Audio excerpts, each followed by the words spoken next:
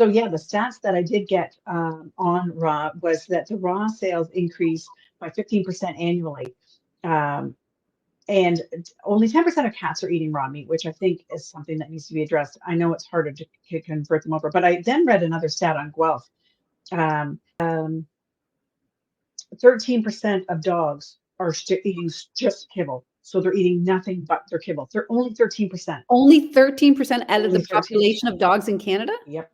I can't According to believe Guelph. I know. Only 13% of 20 million dogs are eating kibble? That's can't Allegedly, according to Guelph.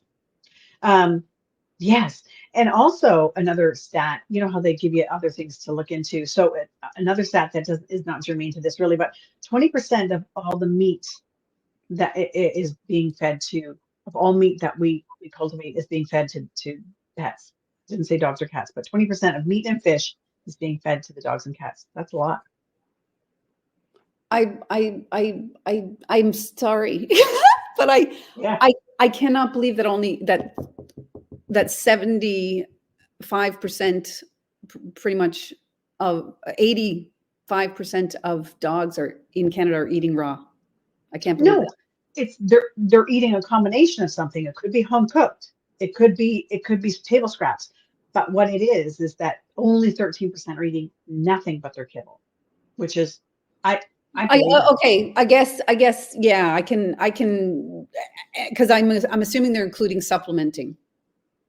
That's what it's saying, that it was not strictly raw. Okay. It's not strictly homemade. But yes, so what I think is great about that is that back when we started feeding raw, that it was like, don't feed table scraps. It's a balanced diet and the blah, blah, blah, blah, which is good, is that people are recognizing that that was a bunch of bunk. Yeah. So today I'm here for another interview with Erika Party. Thank you so much for joining me again, Erika. We've got so much to delve into with regard to animal rearing, animal husbandry.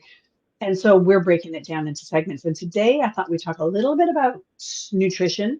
What I thought I would first, sorry, I jumped too fast there. Give me just a really quick overview on Erika Party. I know we did this in the first video we did, and I'll link that below, but just give me a quick elevator pitch, and then we can move on to my first observation. Okay. I'll be as quickly as possible. I have 30 years experience as a behaviorist and a holistic animal practitioner, specializing in classical homeopathy, but also have herbology and however many certificates in iridology and Bach flower remedies and essential oils and all of the modalities that encompass alternative medicine. I've lived in Montana, the UK, Canada, and I consult all around the world. I was the editor-in-chief and co-founder of Dogs Naturally magazine. I had a pet nutrition company, and I have had been a published author on several magazines. Yeah, I think I covered most of it. And it's hard to believe, looking at you, that you've actually got all that experience. I know. Sometimes I have to stop and look at people's eyes to see if they've glazed over before I can. Yeah. And so iridology. So you said iridology. We're totally off topic here, but is that iridology for people or dog iridology? And animals. Well, most things are taught, for people, and then again, modified. We're all animals across the board. Right. So mammals. Oh, sorry, guys. Mammals. Our eyes are, the same. And it's funny because just like going to a party and you're talking to someone who's a dentist, you're always like, oh, they're going to be looking at my teeth. I always my fear is running into an iridologist. Like, don't look at my eyes. I don't want to know. Oh, I know. Yeah, we compare so much, but yeah, our eyes are basically the windows to our soul. Exactly. And you can tell and find disease, by looking at your iris. Okay, I'm going to tell a story that's going to be controversial, and I know I'm going to get kicked back for this, but I don't care. So speaking of the eyes being the window of the soul, so way back. So I'm going to say, oh my gosh, 2007 or 8, before that big chicken jerky thing went on. Remember the Chinese chicken jerky, and later on there was class action suits. Well, I think my dog was one of the first ones. I go out it at Costco. It was some other person was buying it, and I said, "Yeah, grab me a bag." And in the back, it's just like chicken jerky. And so you think, how badly can they screw that up? My dog crashed, and it was a Bernese Mountain Dog. He was not quite one. And what I'm interested, what went into the soul. So he went toxic, and his breath smelled horrible. I took him to the vet. We did radiographs because he couldn't even walk. So we did rads all over. We couldn't find anything. Blood work, nothing was coming up. I think it was too quick, too soon before any organs were having some issues because we got him to the vet right away. But when I came home, I smelled the bag and it's like, well, that smells like his breath. So I stopped them. But the interesting part was through this toxicity, he went entropic. And Yes. I thought, right. And I thought, oh my gosh, so I'll deal with that when I get him healed. And as soon as we cleaned him out, and we did do homeopathy, but as soon as we cleaned him out, his eyes went back to normal. But it was just incredible. And I've said that to other people. And I know people that have done surgery and had to do the entropic surgery again. And I dare say I was canceled because I said, might want to look into some liver issues. Oh, they'll self-righteous, like, no, it couldn't be. Yep. Okay, have the surgery again. I don't care. But yeah, anyway, so I segued there. So uh, speaking of which, And just so your audience knows, describe very quickly what a trophy is. what entropic? Oh, thank you. So entropic is when the eyelashes will start curling in, and certainly anytime anyone has any issues, and people will probably see this often. I remember segueing again, but again, it's anecdotal. All I'm saying is my experience. That's all I have to offer. So I had a Bernese Mountain Dog who did he was he was the beginning of my raw food, natural rearing, no more pesticides. He was that dog that brought me there. And he was, I think like, he was over a year old. Oh no, I think he was like 11 months old and he got Demodetic mange and he also got sarcoptic mange. So I Yeah. tried to do the sarcoptic. This is before I was totally holistic, to do it naturally, the sarcoptic, but because it is so aggressive, I thought I got to hit it with the revolution. Back to the things. So one dose of revolution, and he had goop coming out of his eyes, which again is an indication that his liver was working too hard. So I had to do 2 doses, so I did half dose the next time, and I didn't get the same. But it's really crazy if you know that the eyes are the window. What's going on with the liver? How much you can see. And I'm going to throw out there really quickly, the best remedy on the market for that is Eyebright or euphrasia and a homeopathic. I just want to throw that remedy out there that he was the beginning of homeopathic stuff because he was on euphrasia and stuff. He was my teacher because he had vaccine induced injuries that gave him miasms. So we'll get into those miasms real quick because what I want to talk about really quickly is, and then we'll get into the miasms because that is a huge thing.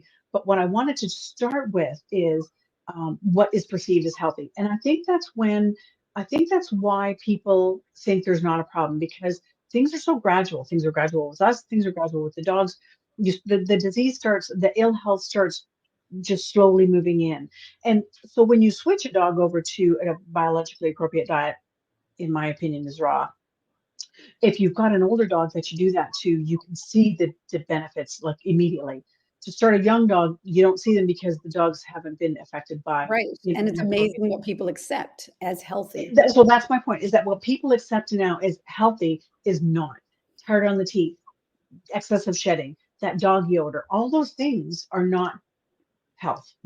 And so your dog will be surviving, but not thriving. And that's the thing. So for me, it was the stacking of the deck and trying to create the best possible scenario for my dog. So that meant no more Tide detergents and no more harsh cleansers and all those things that when you realize that, and this is again a statistic that a lot of people aren't going to be happy with because God bless them, about 95% of all cancers are environmental. And environmental, and that's going to get us back into the epigenetics. Epigenetics is bad DNA reproduces. So if you want to call it hereditary, it is just bad DNA reproducing. And so maybe we can segue into bad DNA reproduces. And so there are canary in a coal mine. They produce more generations in the same time frame. Well, yeah, I mean, you have genetics and then you have epigenetics. Genetics are the code of the DNA, right? That creates exactly who we are and what we are, and, Right. and that.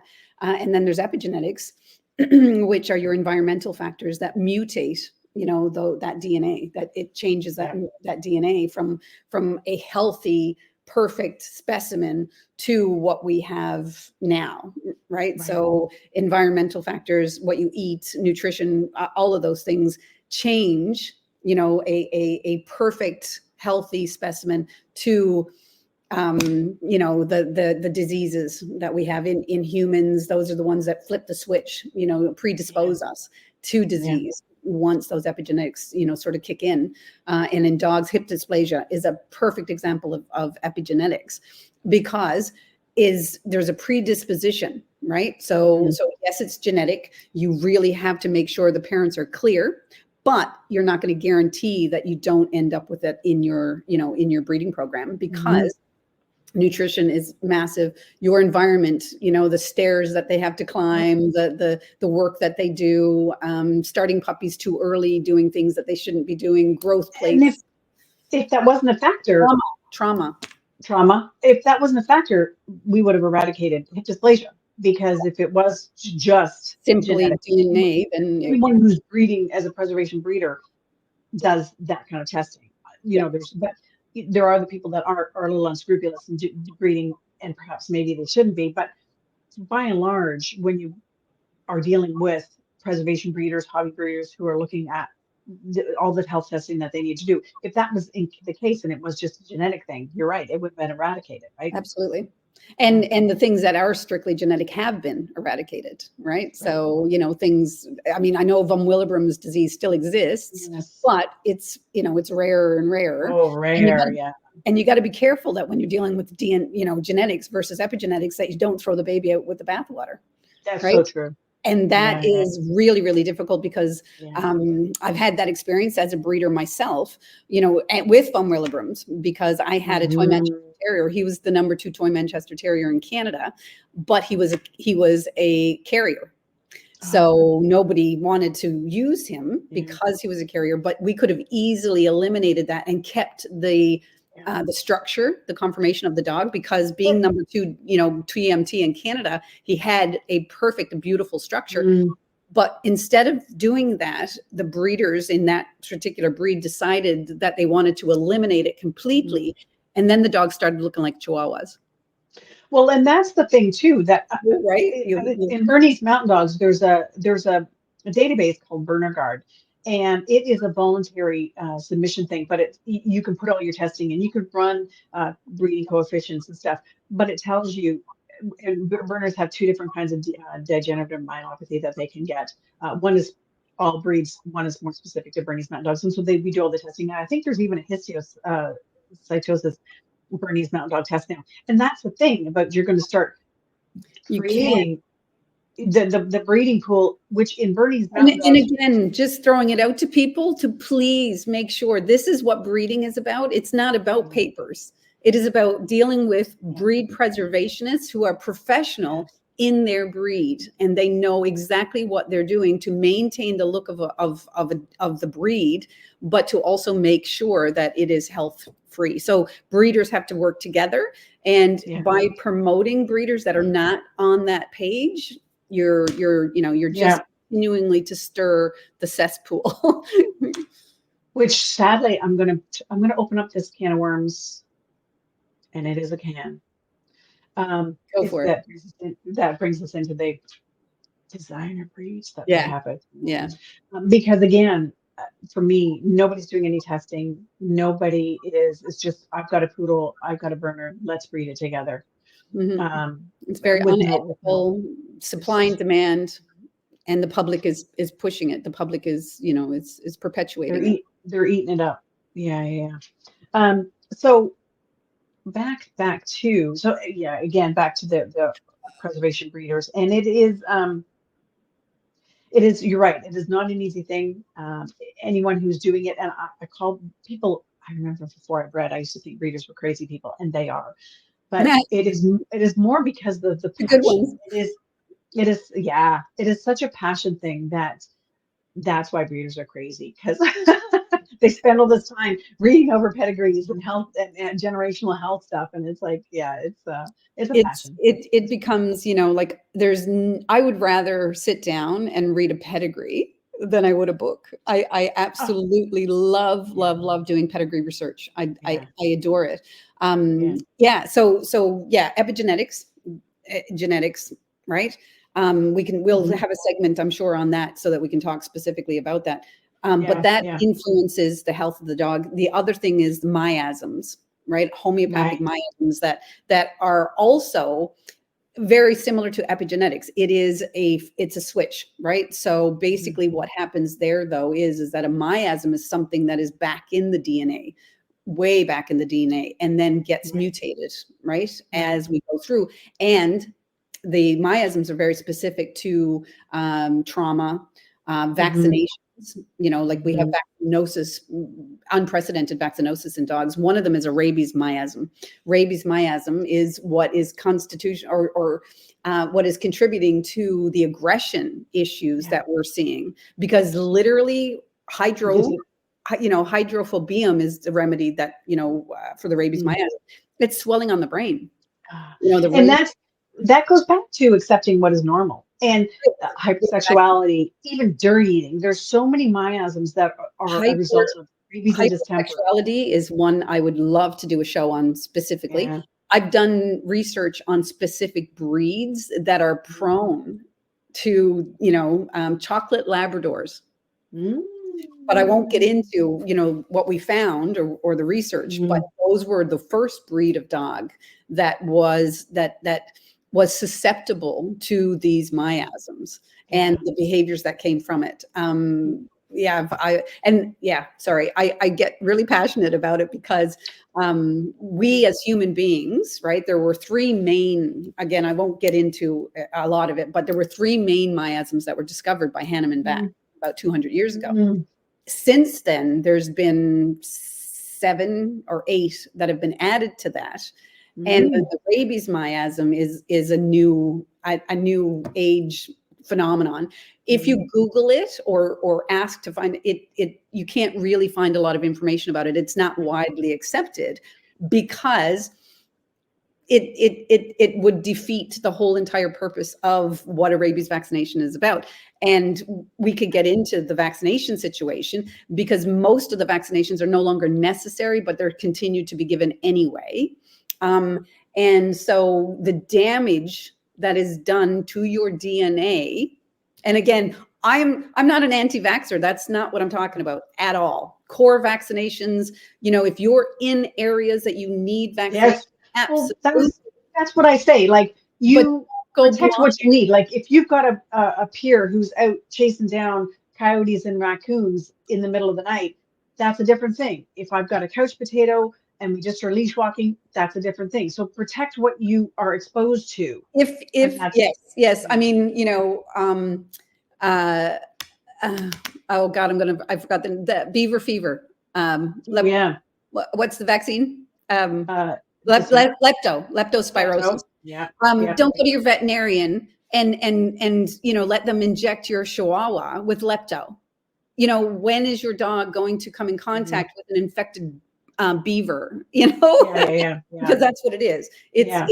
It's those kinds of things that you really Well, just need to ask yourself, what are you doing? which Breeders who are dealing with puppies, mhm, parvo, it scares the mhm, living daylights. I get it.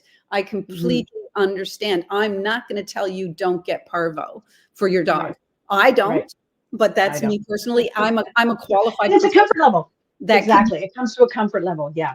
yeah, But back to cats, because again, with the cat thing, a lot of people with their indoor cats who never see the light of day, yes. and they're injected annually with stuff, and it's like, Yeah. huh?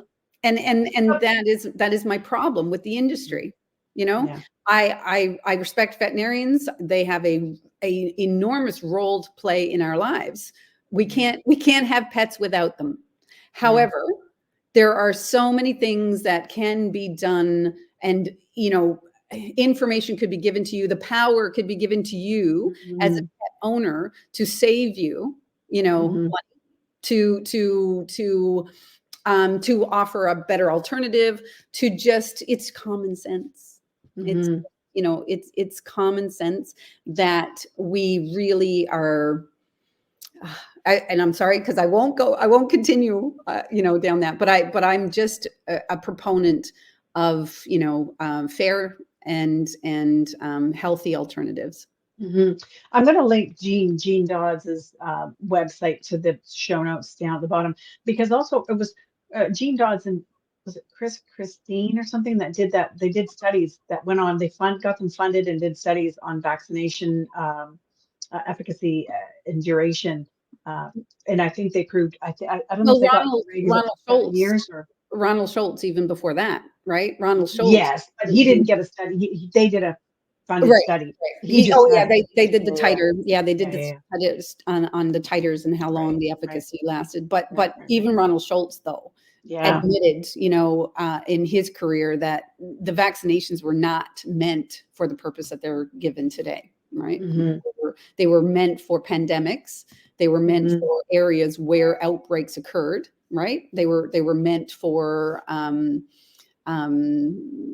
to be given when there's an outbreak, when there's fear of a particular thing, in situations like I said with when you're raising puppies and this is sort of like the dichotomy, right? When you're dealing with in shelters, when you have a lot of strange dogs coming in with disease and and stuff, and you want to protect them. But I mean, I did a study on kennel cough, Bordetella, right?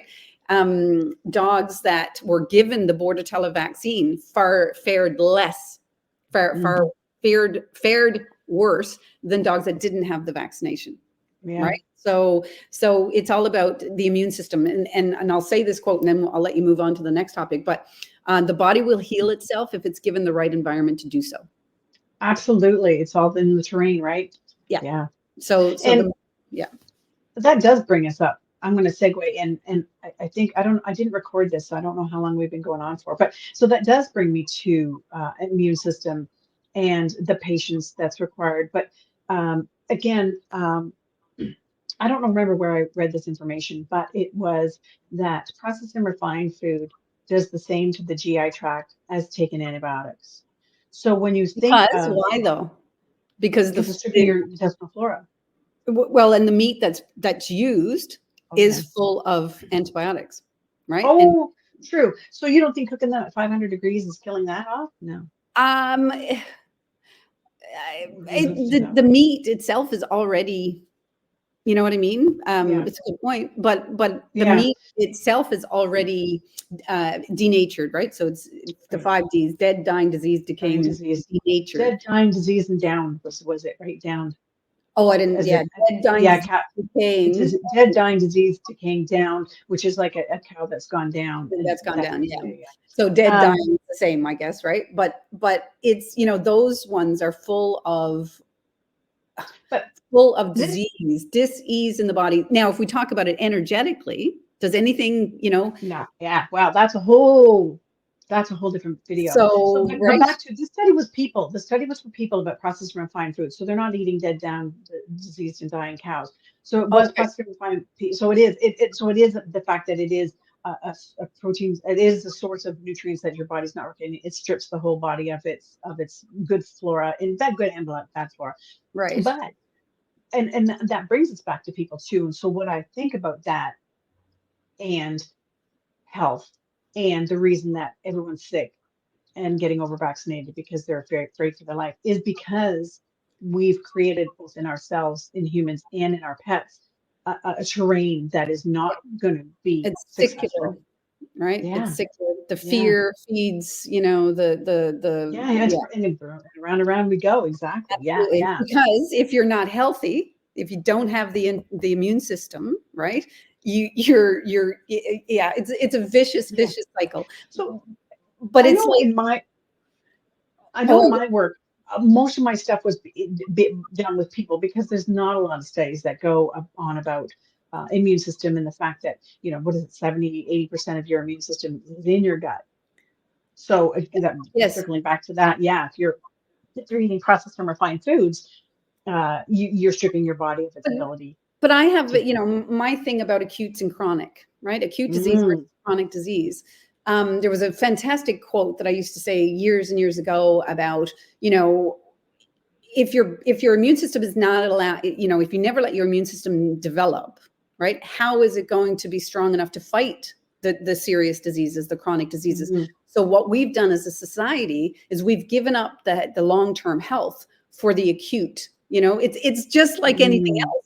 We want instant gratification. We want instant gratification for our health as well. And so you suffer for that, right? So you have a cold, you want it gone. So you take, you take a Tylenol cold, or you get your flu shot every year because you don't want to deal with this small inconveniences, but you're going for that versus the long-term effect of what that will do for you. So, and then you get into a situation like myself. I'm a 54-year-old female.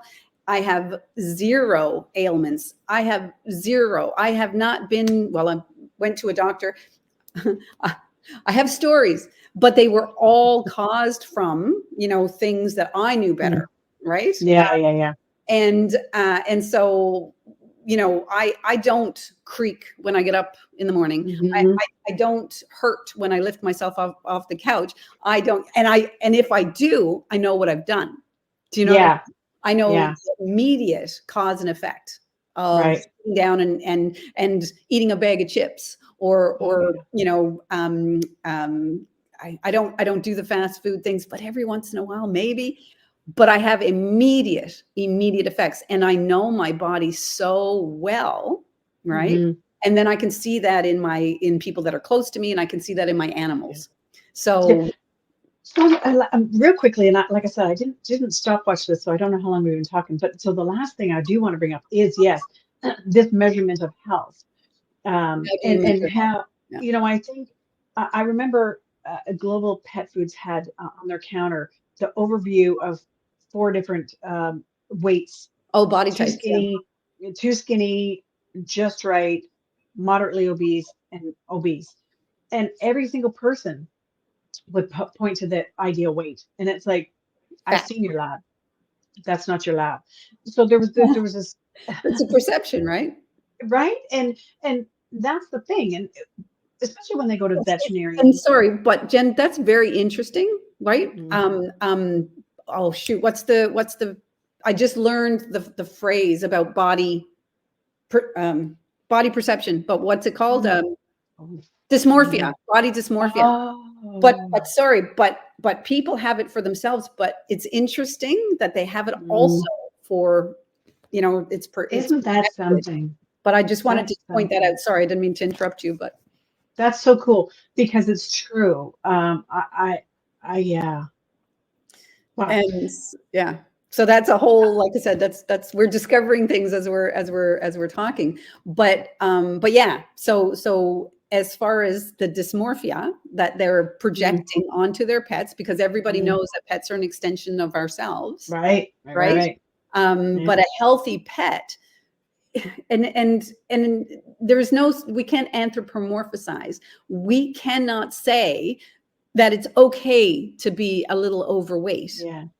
You cannot do that. No. It puts strain on the joints. It puts strain on the vital organs, which then you see coming out through the skin. So anytime you have anything coming out of any orifice, it is not correct. It is not healthy. You can't accept that because it's a Maltese that they're naturally their eyes drain. It's like, and poodles, and people just accept it because it's the way that it is. I'm sorry, I had the number 3 miniature poodle in Canada. And I had 2 litters. I never had a leaky eye. I never had, it's like my retrievers. I never had the retriever ear. I never had the buildup of and it is so true. I remember when I lived in California, we had a Bernese, a Doberman, and that thing could clear a room with his farts. And so talking to people, it was like, oh, it's part of the breed.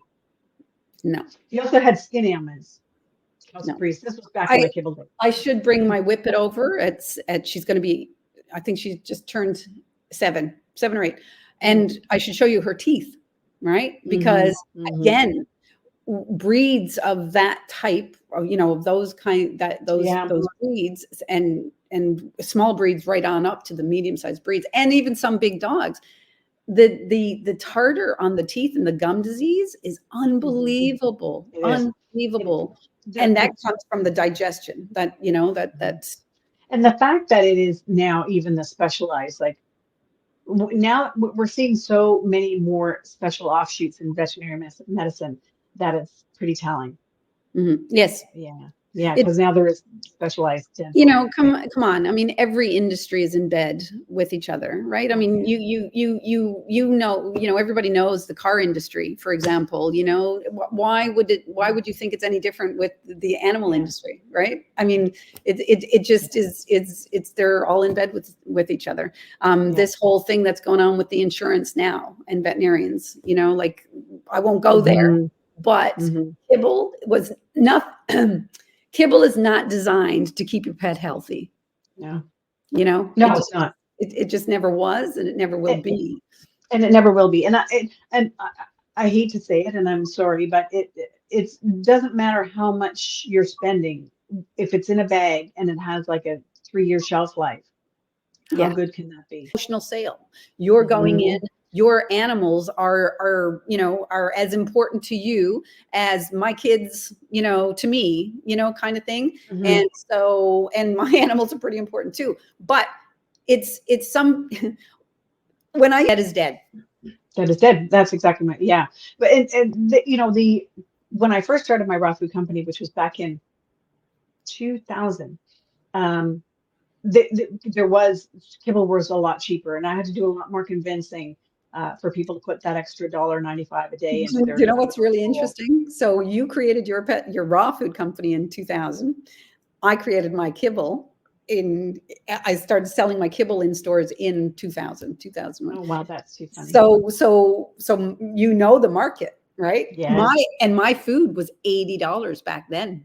Yeah. Oh my. Yeah. So it was. You're right. So I had to do charts and graphs and talk about how much you're spending on the dental cleanings and how much you're spending on the parasite control and the shedding tools and all that stuff. So I had to, so I did a comprehensive workup on every single brand of dog food and how much it costs to feed a 60-pound dog per dog per pound per day versus raw, and then the associated costs. And it ended up being, I think raw food ended up being cheaper in the long run because, and I'm paraphrasing, I don't know what I did with my syndicated study, but Ipsos Reid did a syndicated study back in 2000, I think, 2003.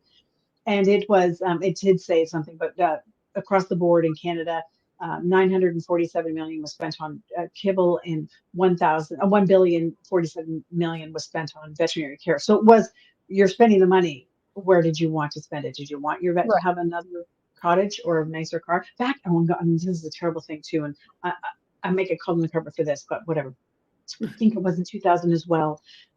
Hills was actually the veterinarian that sold the most Hills food. Got a trick too. It was a Porsche Boxster. And I think I think they only got use of it for a year, but they got the Porsche Boxster for a year. Yeah. Well, when I worked in the vet clinic in 1990, early 1990s, when I left nursing and went into veterinary medicine, or veterinary tech, I did at the time. And there was no, veterinarians didn't pay for the food. They got that, the food went to the veterinarians, and they got it at that time. There was no charge. It was like, they were opening the market, and there was no charge to veterinarians if they carried their product. And then I think that after that, it went to like a 200% markup, or something like that. And so it was basically the commercial kibble companies took their sales style from the pharmaceutical, right? So they're essentially the free kibble was a marketing expense. Absolutely. So that was their way of marketing. Yeah, that absolutely. It's what hooked the veterinarians, right? It's what they decided. And don't forget that the particular company that is sponsoring the nutritional part of the veterinary program is, Yeah. right. So I remember I was invited for 1 year, and I did a really kick-ass presentation at it was a vet tech course, and they invited me as the owner of my raw food company, Healthy Paws. They invited me to speak to the vet techs after the Hills person came in. I was never invited back, but yeah, I kicked ass on my presentation, that's for sure. But no one wanted to hear it. The students wanted to hear it, and a lot of them. You'll go to a clinic and oh yeah, no, I feed raw. I don't do that stuff. And that's happening more. That used to happen back then, but everyone was just like under the carpet about it. Yeah. But so I'm going to say that we should end on that note. Yes. We're going to end it there. I will put some links in the bottom. And I'm just going to pop this in there. I remember when we started back in, we didn't certainly have internet like we do now, No. and we didn't have the people touting the alternatives to kibble that we do now, like the Rodney Habib, Karen Becker duo. They're doing kick-ass stuff with their book and stuff. I'm going to put a link to the bottom on that book because I think that has gained some serious traction. I think it's translated in, don't quote me on this, but I'm going to say like 20 different languages, which is really incredible. I don't know about you, but for me, I think my first book might have been Don Hamilton, right? And who was the other? Marty Goldstein, Pitcairn. Marty Goldstein. Yeah, so those three. I think Don Hamilton was my first book. Marty Goldstein was my second. Pitcairn, and I quoted Pitcairn a lot in that a course I did in the Seneca College. I think was the one that did the vet tech college thing course. Yeah. But yes, and so now I think it's getting a lot more traction. It's getting a lot more credibility. And back then it was a hard sell. Do you know who else is so underrated? Volhard. Yeah. Wendy Volhard. Yeah. That was honestly her book was fantastic. She yeah. And Juliet Levi. I can't remember the name of her book. I'm looking over here because I'm looking at because when I had my raw food company, I had textbooks like school books and like you and just a ton of them, and I gave them away because I wasn't in that industry, but there was some that I didn't give away because it's like nope. And keep your pet healthy the natural way. I think that Lazarus, that was a really good one. That was also it was a really good one. But so I have all my core, and it's like you know what's really sad is we had so much available to us. And where like I attended over 250 seminars. We did conferences. Where is that stuff now? Where is that? Well, yeah, I think because people are learning online. Also, Dog's Diet and Disease. That was another really good, really good book about the effects of processed and refined foods. But there's so many fantastic pioneers and you know people that sort of paved the way and now it just doesn't, just the information seems to have been gobbled up, like and that's what worries me about the organization, the industry, that they work hard at preserving their market share. They have worked very, very hard on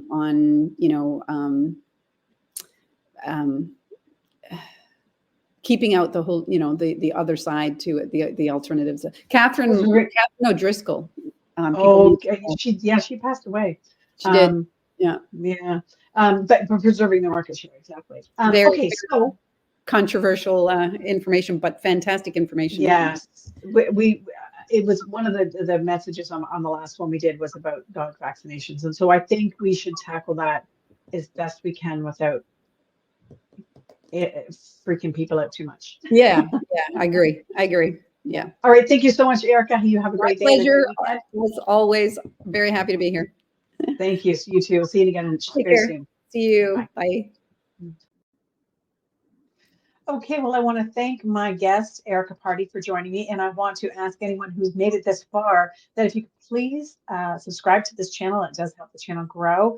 And we can get more guests on and do more videos, the more this channel grows. So if you could please like, share, and subscribe would be awesome. I'd really appreciate it. And again, I'd like to thank my guest, Erika Party, for her time today. And we will be joining her again very shortly with another installment of All Things naturally. All things animal husbandry. Thanks, Jen, for having me on again. I love it. It's thank you. Have a great weekend. Opportunity. Thank you. Talk to you soon. Okay, see you. Bye. Bye.